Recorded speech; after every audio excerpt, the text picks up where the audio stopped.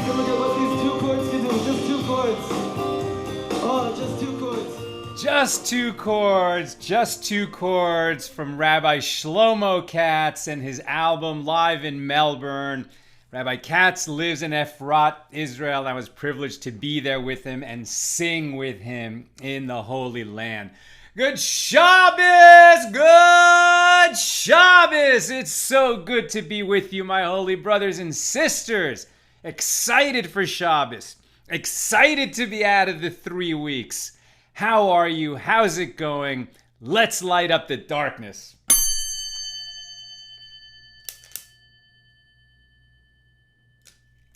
Who's in the house with us today? Let us see. Yehudit Sobel says shalom from Florence, South Carolina. Stephen Giger says shalom from Dover, New Hampshire. Melissa Iteljurin says Shabbat shalom from Great Neck, New York. Alan Hain says shalom watching in Columbia, Maryland. Yehudit Sobel says wishing Nina, Sal, and everyone a restful and rejuvenating Shabbos. Bill Aldridge says good Shabbos from Berkeley. Luz Rodriguez says shalom from Florida, USA. Irdincia Tanjung says shalom from Indonesia. So great that you're with us. Paula Schmidt-Klauser is with us from Chicago saying shalom. Stephanie Marie Diaz says Aleichem Shalom and a Shabbat Shalom filled with all of Hashem's best brachas and miracles. What a beautiful greeting. Rob Luke. Right. Good Shabbos to you. Angela Barbas says shalom from Florida. David Toaf says Shabbat Shalom from DC. Stephen Giger says clean shaven and feeling so good. Sue Strauss in the house from Chicago. Lisa Gilman says good Shabbos from Arlington, Mass. Rosario Dulce says good Shabbos. Christo Cheney is with us from Lubbock, Texas. Brent Robinette is with us from Bremerton, Washington. Karen Dasso says Shabbat Shalom from Lima, Peru. Bienvenida, qué bueno que estás con nosotros. And Miracia Janut is with us from Atlanta, Georgia. Lynn from North Texas. Neil is with us from Virginia. And it's great to see you all. Do you like the shirt? Good Shabbos! My friends, I designed this shirt and many like it. We're going to be debuting the store next week. This is a great way to support Accidental Talmudist Organization, our nonprofit, and have some fun. Nina will put the link in the comments, but it's simple. shop.accidentaltalmudist.org. There's a whole bunch of shirts there, and they're awesome. And check it out, right? Show your pride. Wish people a good Shabbos. What could be cooler? All right, let's get into it. We got a really sweet daf today. Let's get right into it. All right, so we're going to be finishing up chapter 22. We're going to finish our discussion of Mishnah number 4, and we're going to open and finish our discussion of Mishnah number 5. As we've seen, chapter 22 had a bunch of different kinds of teachings, but often related to clothing and laundry, etc. So here's a teaching right at the top of today's daf. Today's page. Oh, where are we? So we're on page 147. That's Kuf Mem Zion. In Tractate Shabbos, the second volume of the Talmud. Okay, so check this out. If you are particular about your clothing, you're a person who is very particular to wear very clean, clothing in good condition, that's freshly laundered, you're a person who's very particular about your clothing, then on Shabbos, you cannot shake the dust off your clothes. It's considered like laundering your clothes. And because you're somebody who's so particular that you get into it and shake them and shake them and shake them out, it's like you're engaging in a part of the laundering process. And laundering is one of the 39 categories of prohibited labor. And if you did it, you would be liable to bring the sin offering. You wouldn't do this on purpose. If you did, that would be an intentional sin. That's another category. But if you did it unwittingly, because you didn't know it was Shabbos or you forgot that this was prohibited, you would be liable to bring a sin offering. If, however, you're a person who is not particular about your clothes and you often go around in dusty clothes, then if you shook the dust off your clothes on Shabbos, because it's Shabbos and you want them to look a little nicer, you would not be liable to bring a sin offering, and in fact, it would be permitted to do it. Right? So the difference is if you're particular and you start dusting your clothes on Shabbos, then you're liable to bring a sin offering. It's obviously prohibited and you're liable. But if you're not particular about your clothes, then it's permitted. That's a big swing depending on what type of person you are. A lot of people discuss this teaching. One of the questions that's asked is, well, wait a minute, if we're talking about laundering, how could you possibly be engaged in laundering if water is not even being used in the process? You're just shaking the dust out of something. And Rashi explains that if you read this Mishna, this Gemara carefully, this actually, they limit the scope of this teaching quite a bit. In fact, if you're wearing clothes that are not black, this isn't going to count, right? Because it's only on black clothing where that dust would really be apparent. And it has to be new, or at least new-ish, clothing that still looks quite new for this even to count. But if you're a particular person and you're wearing black and the clothes are quite new and you started shaking your clothes out on Shabbos, people would look at you like, hey, he's really like making those clothes perfect to get all that dust out of them so they'll be perfect.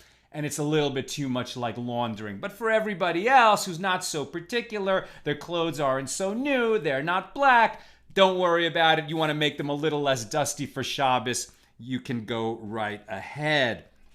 And in fact, even among the sages, this was a little unclear. So Ula, who was known to be one of those sages who traveled quite a bit between the Jewish community in the Holy Land under the Roman occupation in Eretz Israel, would travel to the Jewish community in Babylonia, in Bavel, the bigger, more established community at this point because they weren't suffering that Roman persecution. But he was very important because he would bring teachings back and forth between the two communities. Otherwise, they didn't have so much contact. You could send letters back and forth, but it was important to have somebody who could ask questions and teach and was a sage himself. And Ula fulfilled that role very often, as we see in the Talmud. So he came from the west, so he came to the community in Babylonia, and he saw a bunch of rabbis shaking out their cloaks on Shabbos. And he said, are the rabbis sinning? Are they all liable to bring a sin offering? And Rav Yehuda explained to him, no, we are not particular about that here. We'll go around with dusty clothes during the week, so for us, it is permitted. Then we get another teaching that we've had before. So we know that you can wear anything you want. In other words, you can walk around in clothing, obviously on Shabbos, but if you take your clothes and fold them and carry them on Shabbos in an area without an eiruv, so it hasn't, the courtyards or the area, there hasn't been some kind of a legal structure put up to make it all as if it's one private domain. So you can't carry in the public domain in the absence of the eiruv, and that includes you can't carry folded clothes. We know that. We've encountered that teaching before. But it's brought back here again now, Rav Yitzchak Bar Yosef saying it in the name of Rabbi Yochanan, that you can't carry folded clothes. Why is it brought down again? Because now we're going to talk about some borderline folded clothing carrying. So in this case, for example, a scarf. A scarf that is on someone's shoulders and they fold it in a particular way. Are they wearing it or are they carrying it? That question is not so borderline, and we just get the permission. Yeah, no problem. You can wear a scarf. Runners, we're told, often wear scarves that way, and anybody may wear a scarf and not worry that he's carrying something that is folded. But a number of questions are raised on this subject, and I don't usually read stuff to you how it is here. I more summarize it and explain it. But here I'm going to read 3 paragraphs because it's nice to get the rhythm of how the sages approach this in their discussion in the Gemara. So the Gemara is the commentary on the Mishnah. We've explained this before. Okay, so the rabbis of the Gemara are the rabbis who are talking and explaining in the period between the year 200 and 500, and they're commenting on the teachings of the rabbis in the Mishna, who are known as Tanaim, and the Mishna was edited and closed at about the year 200, so it's earlier than that. Okay, the Gemara relates that Rabbi Yirmiyah was sitting before Rabbi Zera and showed him a certain fold, a kind of fold in his garment. So the question is going to be, you're wearing the garment, but you have folded part of the garment for one reason or another, and now are you wearing that garment, or are you wearing part of the garment and carrying the other part of the garment? That's the question. So he showed him a certain fold and said to him, what is the halacha, what is the law with regard to this kind of fold on Shabbat? And he said to him, so Rabbi Yirmiyah answered, he said to him, it is prohibited to make that fold on Shabbat. And then he showed him another fold and asked him, what is the halacha with regard to this? And he said to him, it is prohibited. So Rav Papa said, grasp this principle. Any fold made to gather one's clothing from the ground, it is prohibited. In other words, if you fold your clothing in order to protect your clothing from dragging on the ground and getting dusty, right? Most of us live in cities and suburbs, and we walk on concrete sidewalks, and these people were walking through the desert and dirt roads and dirt streets, right? So there was just a lot of dust everywhere that they went. So any fold made to gather one's clothing from the ground, it's prohibited.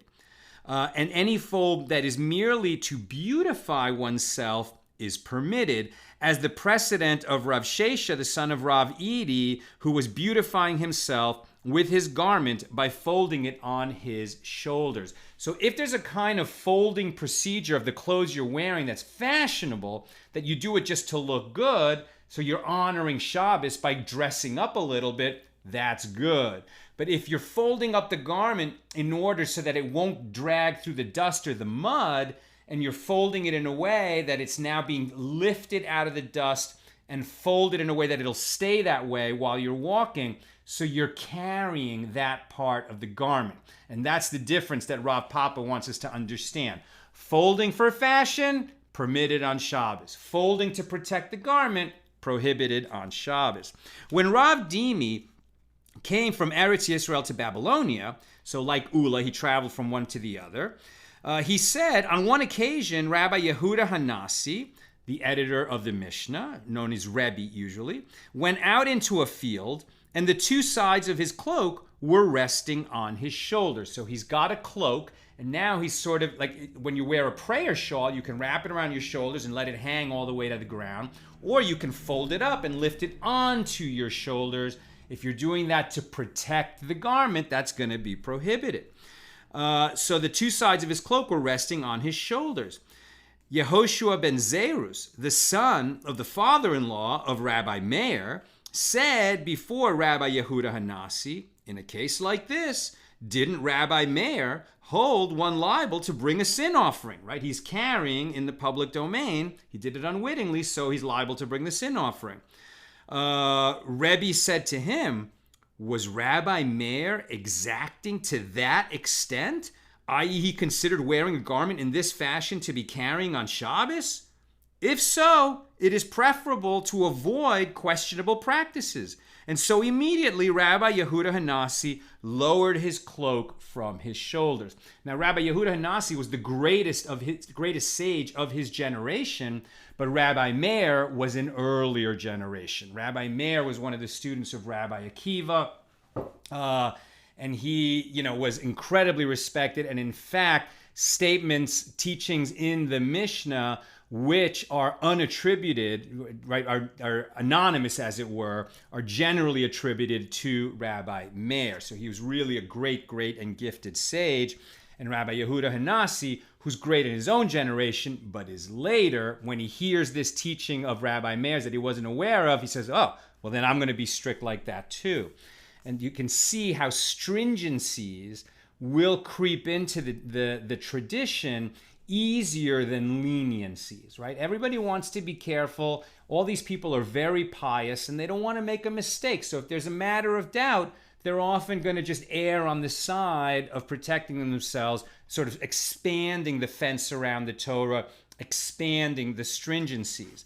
But if we're going to expand the law, which we've already been told is something we have to be very, very careful about, and particularly with respect to rabbinic decrees, you have to be careful how you do it. And so the Gemara right away is going to say, well, that's not exactly how the story happened. When Ravin came from Eretz Yisrael to Babylonia, he said, it was not Yehoshua ben Zeruz, rather it was Yehoshua ben Kephusai, Rabbi Akiva's son-in-law.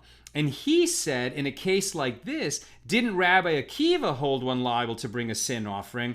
And then Rabbi Yehuda Hanasi said to him, oh, was Rabbi Akiva so exacting in this practice? If so, it is preferable to avoid questionable practices. And immediately Rebbe lowered his cloak from his shoulders. But then we get a third version of the story. When Rav Shmuel bar Rav Yehuda came, he said, no, this is not what happened. It was not Rabbi Meir's, the son of the father-in-law of Rabbi Meir, and it was not the son-in-law of Rabbi Akiva who shared this teaching with Rebbe and then caused Rebbe to start becoming more stringent about how he folded his garment. Rather, as Rabbi Yehuda Hanasi himself did not wear his cloak folded up on his shoulders on Shabbat. Rather, it was stated that Rebbe was asked, meaning that this question came before him, and he wanted to rule leniently until he was informed that some of the greatest sages of the generation had ruled stringently. Right? So they're going to be very, was it necessary to bring us these three versions? In the end, you can't do that behavior. You can't fold it like that in order to carry it off the dust.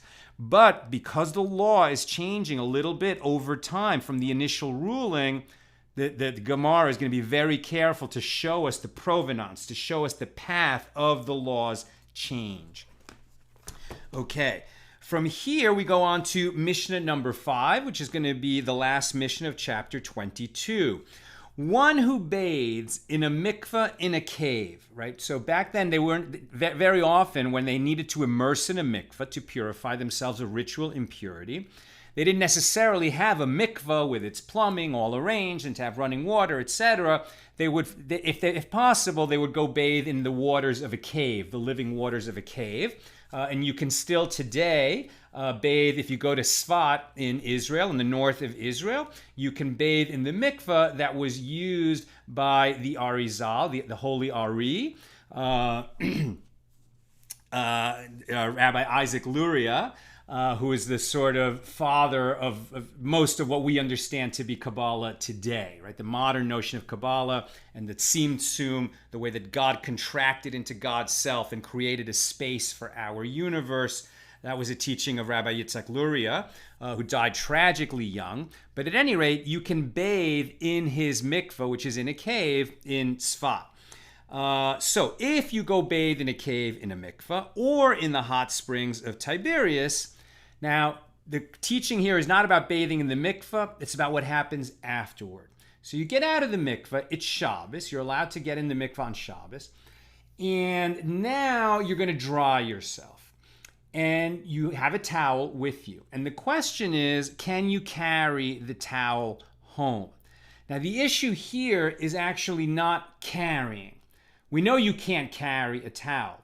So it's assumed that there's an eiruv in this community. So you can carry. It's as if the whole community is one private domain. And the issue is not carrying per se. The issue is that after you dried yourself off with a towel, you might come to wring out the towel.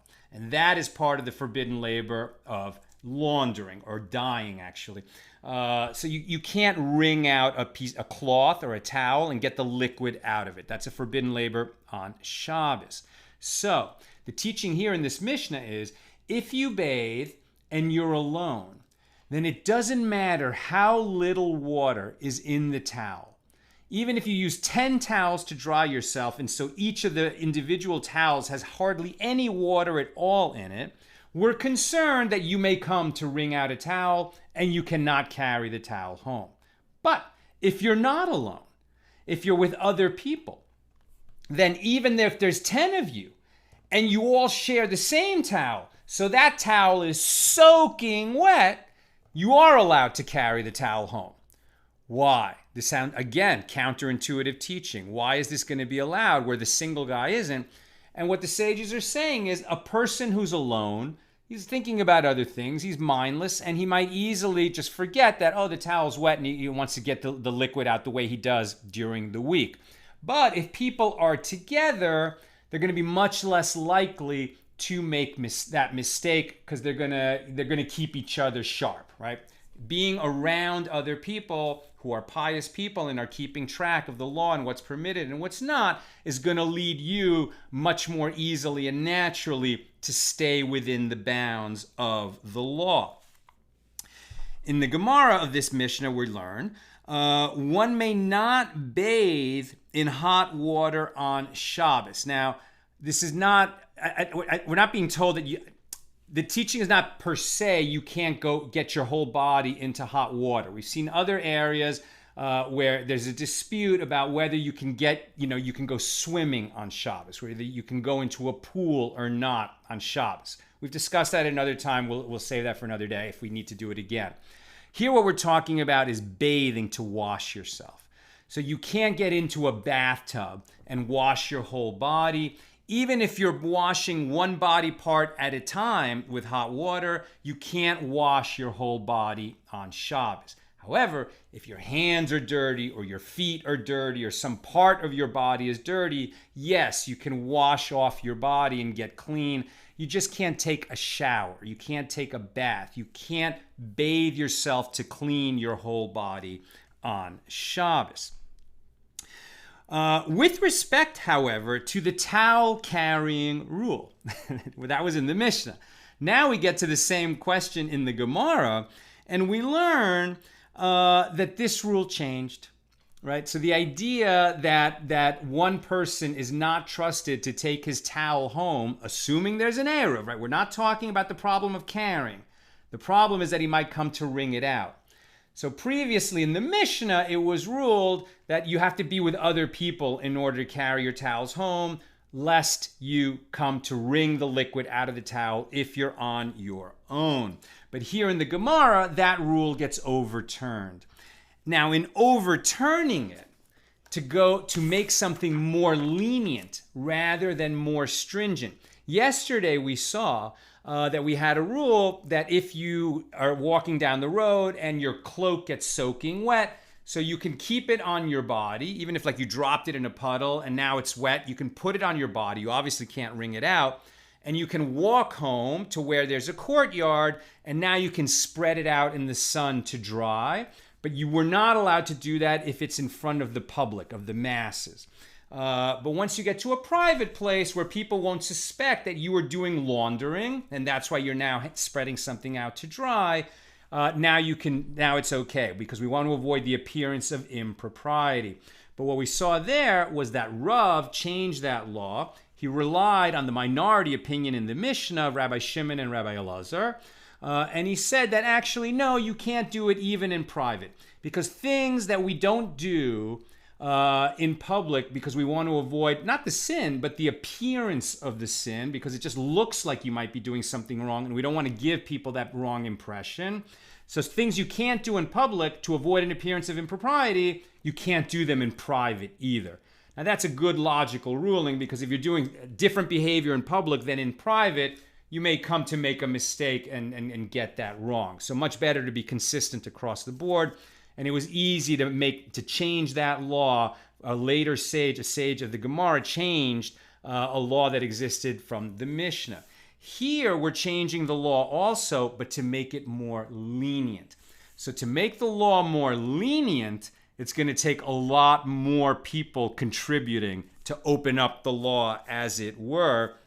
And so in this case, Abaye said to Rav Yosef, what is the halacha with regard to carrying a towel home after using it to dry himself? And Rav Yosef said to him, well, there is Rabbi Shimon, and there is Rabbi Yehuda Hanasi, and there is Shmuel, and there is Rabbi Yochanan, all of whom permit it. So the Gemara is going to be very careful to establish that all these big, leading, great sages are all doing this behavior that previously might have been thought to be prohibited. They're all doing it, so it must be permitted.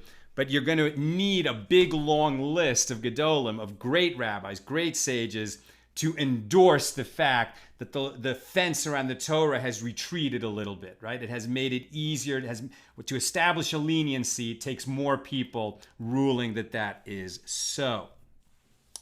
On Shabbos, we may smear oil and rub it on our body, but not vigorously. So the idea is people will anoint themselves, and it's not a medical treatment. And so you can do that on Shabbos. But if you start to do it vigorously, like you're trying to treat yourself, like some kind of minor medical ailment, which is going to be treated by rubbing, that's not going to be permitted on Shabbos. Nor if like the rubbing itself is going to be a form of hard work and exercise, that's not going to be permitted either. So once we're talking about these treatments, and there's a few others given, and whether you can go to take, the warm water or to even stand in a place that is warm, and whether that's medical treatment or not. So Rabbi Chelbo says that the wine of Phrygia and the water of Deyamset deprived Israel of 10 tribes. In other words, there was a place where it was so pleasant to live, where there was such good wine and there was such nice waters that it was like living in a resort, right? And because people were living in a resort, they started really living in a way that it was about pleasure and about having a nice time, and that life should be pleasant. And according to Rabbi Chelbos, that attitude started to permeate the northern kingdom of Israel, and that is why the 10 tribes were lost. The lost tribes of Israel were the northern kingdom. And that introduces a teaching that we get here at the end of this page, 147 in Tractate Shabbos, about Rabbi Elazar ben Arakh. So Rabbi Elazar ben Arakh was one of the students of Rabban Yochanan ben Zakkai. So Yochanan ben Zakkai was the great rabbi. Yesterday was Tisha B'Av, the destruction, when we commemorate the destruction of both the first and second temples. When the second temple was destroyed, it was part of a long process that ultimately that Roman persecution would have really deprived the world of Judaism and Torah completely. Had not Rabban Yochanan ben Zakkai been sort of Johnny on the spot and figured out that we can't let this whole thing end. We may have lost the temple, we may have lost the structure and the conventions and the organizing principle of what we thought was Judaism, but that isn't all of Judaism. The Torah is the center of Judaism, and as long as we continue studying Torah and learning and teaching how to pray and how to be pious, we can continue, and we can continue learning, and this whole thing will continue. And so he moved the seat of learning from the Sanhedrin in the chamber of hewn stone in the temple in Jerusalem. He moved it to Yavne, the orchard, a small place, away from Jerusalem, where the learning continued, and in fact, after a while, became more established and flourished. And there was just even greater and more learning than there had been in the Second Temple period. Rabbi Elazar ben Arakh was one of the students of Yochanan ben Zakkai. But rather than follow him, his teacher, and his colleagues to Yavne, he listened to his wife. Now, it is not just a rabbinic teaching. It is a Torah teaching. It is a line, a verse in the Torah. God's self, said to Avraham Avinu, our father Abraham, the founder of Judaism, listen to your wife. Listen to Sarah. Right? And that was in the episode where he was very conflicted when she wanted to send his older son Yishmael away because it would be Yitzhak who would inherit the tradition, and there was conflict between these two boys, and it just wasn't going to work out. And Abraham, who's all about loving kindness, she was just not prepared to send away the older son Yishmael. But Sarah was insistent that that was the right move, and God backed her up and said, listen to your wife. Here, Elazar ben Arakh listened to his wife, and she said, what are you going to go to Yavna for? Who knows whether what they're talking about is going to work out? We need to go to a better place, a safer place. I'm not sure exactly what her motivation was. I'm sure she was very reasonable, and I'm sure that what she was saying made sense. And that's why such a great and brilliant and gifted sage as Elazar ben Arakh listened to her. But what happened as a result was that he parted company with his colleagues. And what we learned from this is, what happened was he forgot his learning. He went to this place, this very pleasant place where the waters are warm and the wine flows and life is great. Life is comfortable. But my friends, we weren't sent onto earth to have comfortable lives, right? Being alive, being a human being in this world is not about finding a resort to live in and just, moving in and shacking up in Margaritaville for the rest of your life. The work of living, the challenge of life, the chance to find meaning in this world and to fulfill our soul's mission in this world is not accomplished in a resort community of warm waters and flowing wine. And so unfortunately, Elazar ben Arakh, who was so brilliant and had a few great teachings before he parted company with his colleagues, he had no more teachings to offer, and he forgot all his learning. At one point, he came back to visit, and they asked him to read the Torah, and he couldn't even read the Torah properly. He made mistakes, like obvious mistakes. He was asked to read, I think he came back to visit them on Rosh Chodesh, the first day of the month. That's why they were doing the Torah reading, and they asked him to read the reading of Rosh Chodesh. It's a very familiar passage, even to us who are not great sages, and particularly to them, because this shall be the first of months to you was the first commandment given to the Jewish people as a whole when we were in Egypt and about to leave, how we were going to measure the months. And he read it improperly. And in fact, he read it instead of this month shall be for you, he read it as have their hearts become deaf. Right? Have their hearts become deaf. It was not so difficult to transpose some letters and read it that way, but it showed that he'd just forgotten, who he was and what he was all about. The sages prayed for him, and it says that his learning was restored. However, in the note, we also see that he died young. So it's unclear. Did he forget his learning and die young, or did he come back and his learning was restored? And then, in fact, it may be that when he came back and his learning was restored, they also changed his name because he was like a new person. And from then on, he was called Rabbi Nehorai. Now, it's possible. It's unclear whether Rabbi Elazar ben Arakh became Rabbi Nehorai or Nehorai was someone else. But Nehorai was a great sage who illuminated, who opened the eyes. That's what his name means, that he gave illumination to his colleagues.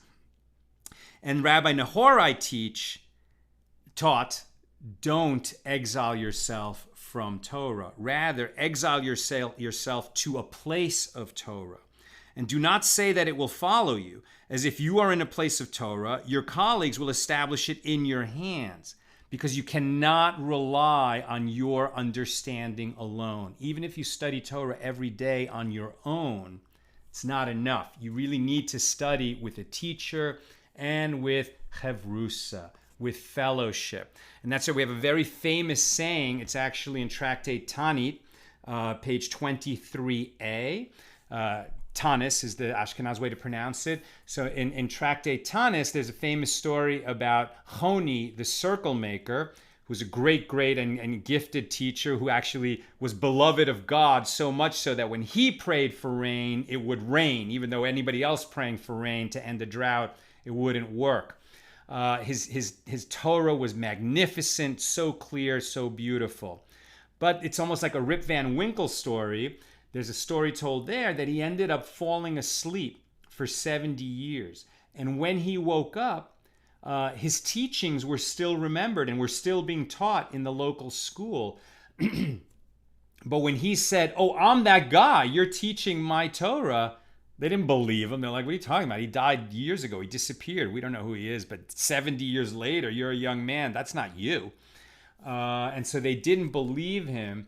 And it was so awful for him to have lost all of his colleagues that he prayed for mercy and he died.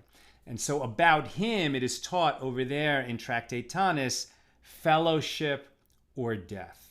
And that can be taken a lot of ways. I mean, for one thing, it's like, if somebody is so lonely, it's gonna wreck his health. We need fellowship because we're human. But particularly if you're involved in learning, you can't learn alone. It is death to learn alone. It'll be the death of your Torah. Now, we're very fortunate, right? We're talking about in that community, if you didn't live in a place where there were other Torah scholars, you just had no access to Torah learning. Today, we have this. I mean, it's amazing. You can learn with other people in so many different ways because of the internet, and now more than ever, what a gift that we have. But it is also good to learn one-on-one. And so if you're Jewish, and you live in a far-flung place and you'd like to have a learning partner, I definitely recommend partnersintorah.org. They match people up to have learning fellowship one-on-one. I think you usually do it as a once-a-week phone call. Nina has had a learning partner that she was matched with in Partners in Torah, and they've been learning together for years. So it's really, really beautiful opportunity, and we'll put that link in the comments as well. All right, that's what I've got for us today. Let us look at your comments and questions. Oh, looks like there's only 2 so far. Joan Grondal-Rich says, I'm not Jewish. What would a sin offering be? So when we're talking about sin offerings, that is no longer applicable. It doesn't happen anymore. When the temple was standing, if somebody committed an unwitting violation of a Torah law, they would become liable to bring a sin offering. And it would actually depend on the person's level of wealth.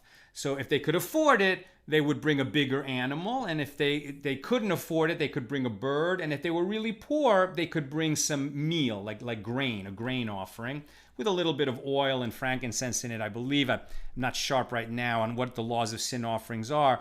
But really what it meant was that you would go through a process of bringing an offering to the temple in Jerusalem.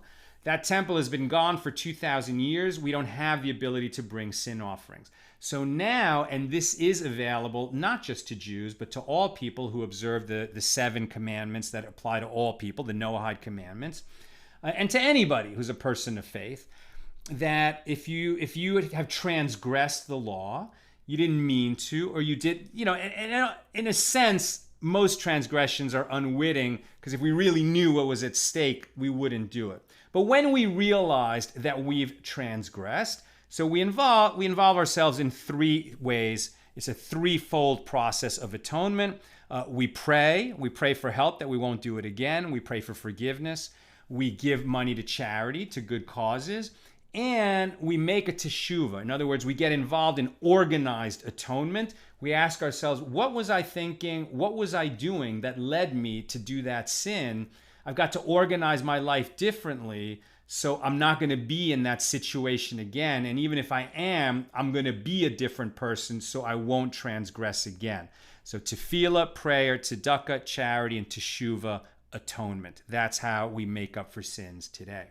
Bill Eldridge says, so a common game neurosis that afflicts theology students like myself is conjuring up new names for academic papers, and the stranger the better. As such, I'm now chuckling over Elazar in Margaritaville, an examination of comfort and the ascetic, ecstatic move within Talmudic Judaism. I think that would be a great paper. It's certainly an outstanding title. I love it. All right, my friends, it's great to be with you. I wish you good Shabbos. If you are joining us late, these t-shirts, we're going to be launching the store next week, but they are now available. It's a great way to support our nonprofit. Go to shop.accidentaltalmudist.org. I designed all the shirts myself. I think they're pretty cool. There's funny ones, there's uplifting ones, there's inspiring ones, there's cute ones. Check it out. I'm sure you'll enjoy it. And I'll be wearing them on the show for a while now to share them with you. May you have a really sweet Shabbos and enjoy your loved ones and all the blessings in